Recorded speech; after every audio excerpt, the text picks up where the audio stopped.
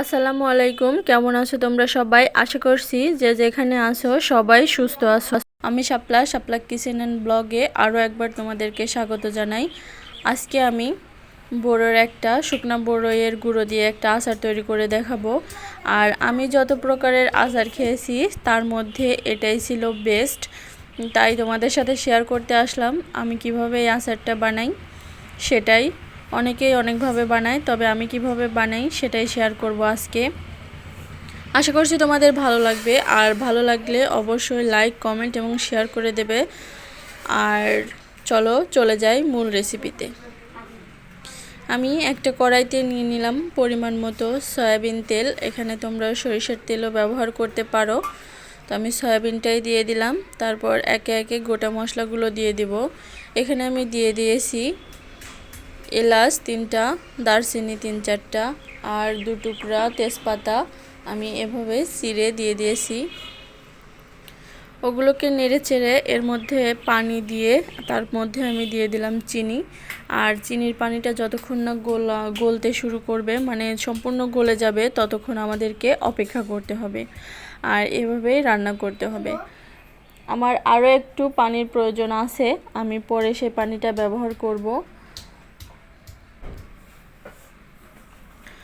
তো চিনিটা যখন সম্পূর্ণরূপে গলে যাবে তখনই আমি বড়ইয়ের যে গুঁড়ো করে রেখেছিলাম সেই গুঁড়োগুলো দিয়ে দিব।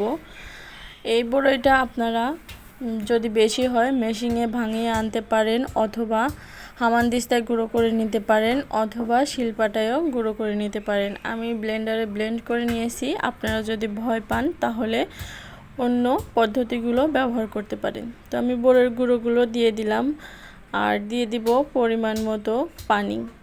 পানিটা এখানে কম বেশি হলে কোনো সমস্যা নেই, আপনারা দিয়ে দেবেন পরিমাণ মতো।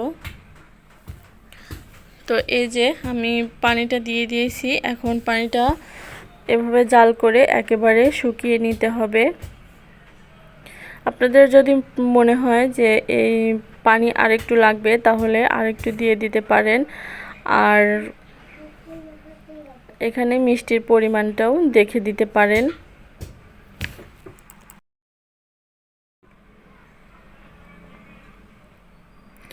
এখানে কিন্তু এই আচারটা দাঁড়িয়ে থেকে মানে করতে হবে, চুলার পাশ থেকে সরে গেলে হবে না, কারণ অনবরত নাড়তে থাকতে হবে।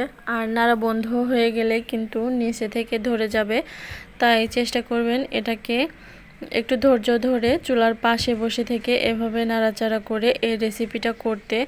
পুড়ে গেলে কিন্তু আচারের স্বাদটা একেবারে নষ্ট হয়ে যাবে।